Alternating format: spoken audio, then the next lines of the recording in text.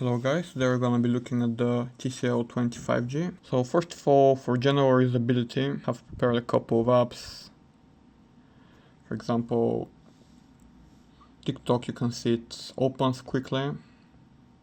You can scroll and brain rot yourself without many issues. The app itself works pretty fine. You're gonna see an occasional slowdown here or there, but it's not a deal breaker. Overall, it's a pretty decent experience. We're gonna try the YouTube app next, and unsurprisingly, it also should run just fine. Like, for example, I can open one of my videos. Should be able to set it to even 4K surprisingly. So let's try that. 4K 60, this phone has a 1080p screen, so don't know how useful is that, but obviously it's gonna depend on your internet speed, but it seems to be doing okay. If you give it a moment to load. So yeah, if the 4K works, then 1080 obviously and lower quality is also gonna work fine. The screen itself on this phone is also pretty good. Can't speak completely for this because obviously this phone has a replacement screen. I have fixed in a previous video a screen replacement, but even the replacement screen here, it looks pretty good color wise. So I'm just gonna play a song here from NCS just to try the speakers.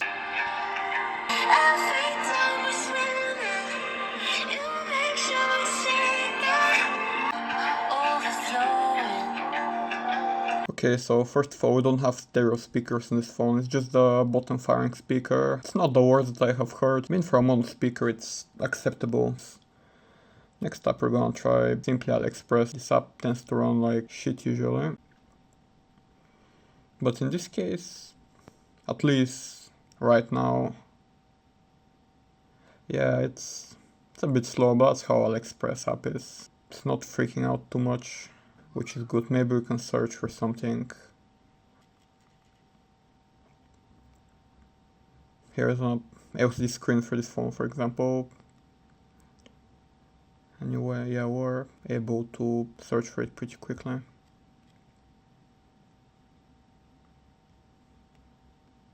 What about a video? That also works, okay, it's a decent experience. The Reddit app is next. Just take a moment to open, but after that it seems decent. Like, I can feel some stutters, you know, when opening comments and stuff like that. It's not bad. It's perfectly usable. I would say I would use that daily without frustrating myself, which is good. It's not something I can say about every phone. Alright, so with 6 gigs of RAM, we should be able to keep all the apps in the multitasking in this amount of time. Yeah. It hasn't really closed anything yet. So for the camera, I'm gonna show you a couple of sample pictures. The main camera is decent, the ultra-wide and the macro are not particularly good, and neither is the front camera. I have run already Geekbench on this phone, so that's a very respectable result. Still better than some of the current entry-level budget phones, like for example with Helio G99, this is faster than that.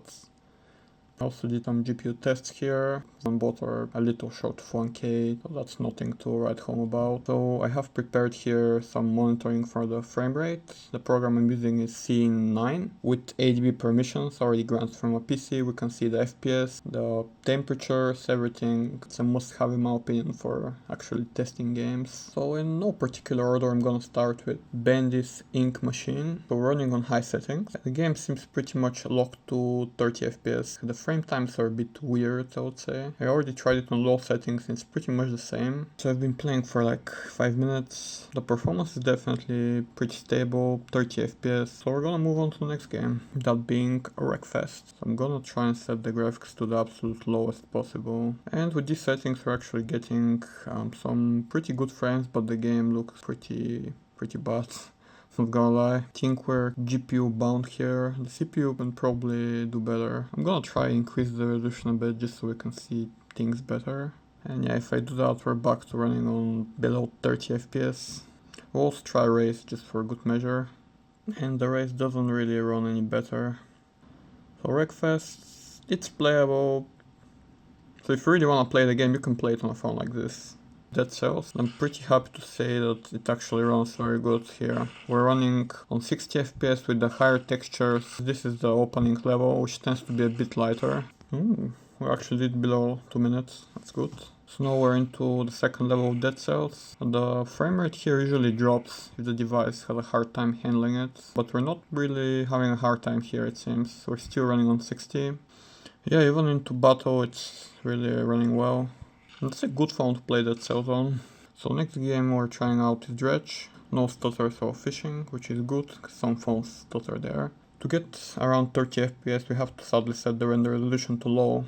Because if we set it even to medium, it's like 25 even with reflections and anti-aliasing turned off. So that's the settings we're opting for. Frame rate it's decent. If you want higher you can turn them off, but they don't make much of a difference. To be honest, this game can be a bit demanding on lower end phones like this, so it is good to see that it's playable, even with slightly worse settings.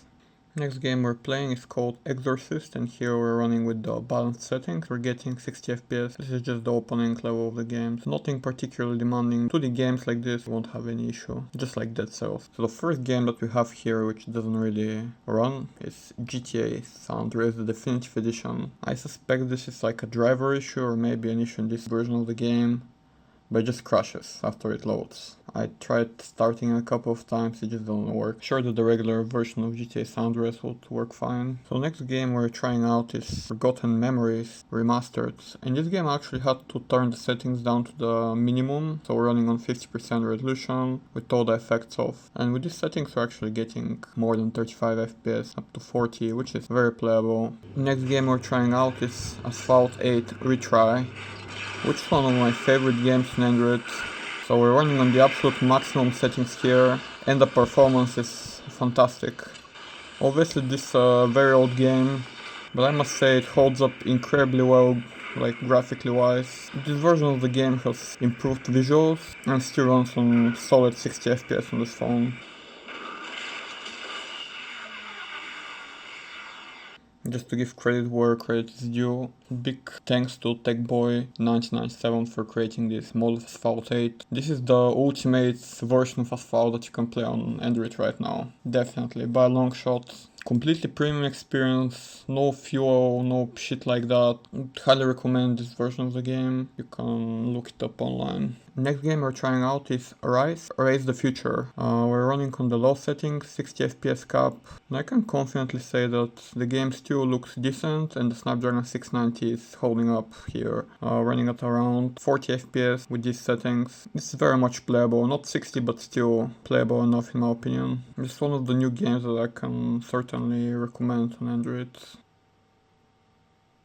And we're on first. Next up is a port of Ultrakill. The frame rate is surprisingly good here, close to 60 FPS. The controls are a bit weird, so I don't know how good am I gonna do here. How do I shoot even? Okay, it's with this button. Alright.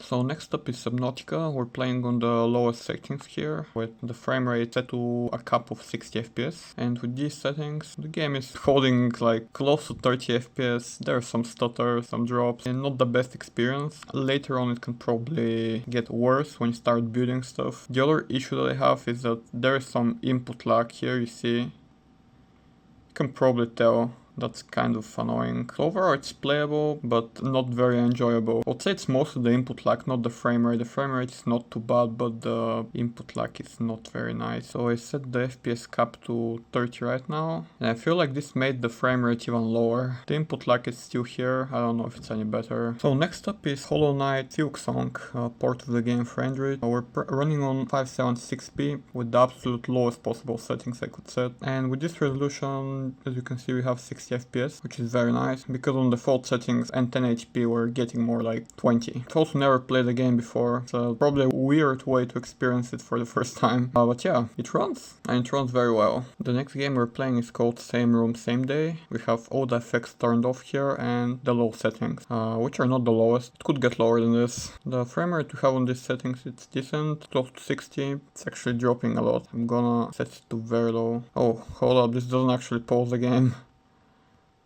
Think I almost died. Very low is probably the way to go for this device. So far, I'm liking this game.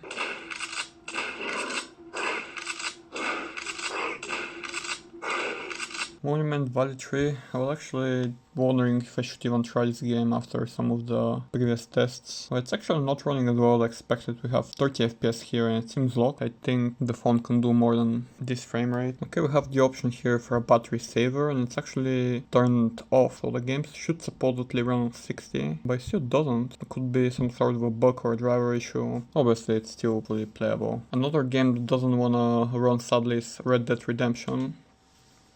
It's just gonna crash when I start it. That's simply because the drivers that we have are too old. If we had root on this phone, we would be able to update the drivers, but it's not possible sadly, so it cannot be played like this. Next is Prince of Persia, the Lost Crown. And this game seems to run pretty decent here. Frame rate is very close to 60, at least on this level here, the opening level. We're dropping below 60, but it's not bad. So overall the experience is very, very nice. Even here while fighting, yeah, it's dropping more, but it's still very much playable. There are no any stutters or things like that. Now we're playing a mobile port of Hotline Miami. Not gonna lie, I'm not really all good with the controls. However, it runs very good. At least that it runs on solid 60 FPS, and I died. But yeah, it runs good. And now we're into Bendy the Dark Revival. Here you have to play on low settings because it's definitely more demanding. We're running on like 30 FPS, fairly stable for now, but I can feel the frame rate fluctuating. There is a bit of input lag. I can tell, you can probably see I move my finger and the screen moves it to delay. That's certainly a bit annoying. It's not as bad since Subnautica, but it's still there. And we're playing Hitman, Blood Money, Reprisal. On the absolute lowest settings, we're getting about 30 FPS, without the FPS cap, I must say. It's not exactly surprising because the GPU is not that strong for a game like this. If there was a way to turn down the resolution, I think it would be running a bit better. Maybe if I lower the field of view. So silly, but I don't know if it's gonna work. I think it's a bit smoother, not sure. Not bad at all. So I played a bit more and it's running very well. Next game we're trying out is Need for Speed Most Wanted on the PlayStation 2 emulator, NetherSX 2.1. Here we're running the fast preset, not the best, but it's certainly playable. We're getting 100% speed. It is a bit choppy and the audio is cracking, but it's running it. Like on default preset, it runs on 50% speed, it's not good at all. I guess if Need for Speed runs like this, most PS2 games are gonna run in a similar way. So last thing I wanted to try was just little web browsing. I have Fennec, which is like Firefox installed with uBlock Origin. I have also installed Otherway, not sure if that's running. It is running now. I like having that because it also blocks ads in apps. Seems to work fine on this phone. For example, Instagram here. In the browser you can actually see Reels without a profile, at least initially. And that seems to almost work. Well, it's still nagging me to like log in.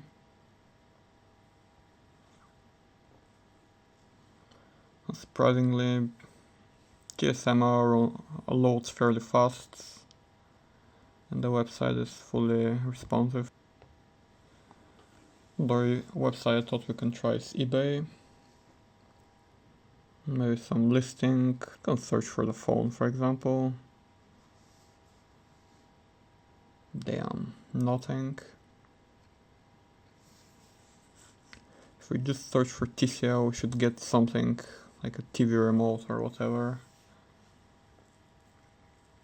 So unsurprisingly, with specs like this, web browsing is gonna run just fine. This is not a super low-end phone to struggle with that, even on a browser like this, which is, by the way, heavier than Chrome. In my opinion, if you can get a phone like this, preferably a different phone from this one with this kind of CPU, Snapdragon 690, it's still very much usable nowadays for the right price. I would probably not pay more than like 40-50 euros. If you get higher than that, you can just get something with, I don't know, Snapdragon 865 for example, or even an 855, it's still faster than this. My biggest concern here is the software, you know, since were permanently stuck on Android 10. Right now, most apps work, but for example, some apps, some newer games will not work. It is just something to keep in mind. Phone like this with a custom ROM support, if not Snapdragon 690, maybe 730, they're almost the same anyway. Something that runs newer Android would go a long way compared to this device. If you have a different device, maybe, I don't know, first thing that comes to my mind, Xiaomi Mi 90, Motorola One Fusion Plus, this kind of devices, other Motorola phone maybe too. With custom ROMs,